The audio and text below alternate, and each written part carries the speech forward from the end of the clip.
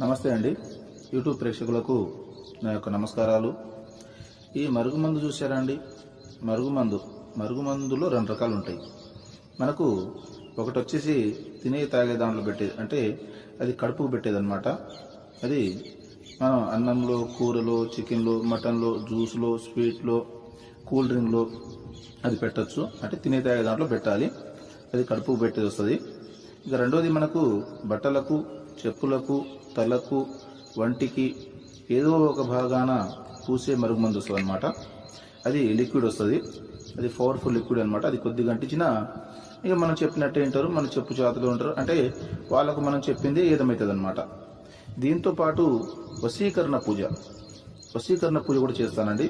చాలా సంవత్సరాల నుంచి చెడిపోయిన భార్యాభర్తలు కానీ, ప్రేమికులు కానీ, పిల్లలు కానీ, ఎవరైనా కానీ చాలా సంవత్సరాల నుంచి చెడిపోయిన వాళ్ళని పీర్ల ద్వారా, వాళ్ళ ఫోటోల ద్వారా నేను వశీకరణ పూజ చేస్తాను. వశీకరణ పూజ చేసి వాళ్ళని దగ్గర చేస్తాను. నాకు చాలామంది చెప్పారు, గురుగారు వాళ్ళ కాడ వీళ్ళ కాడ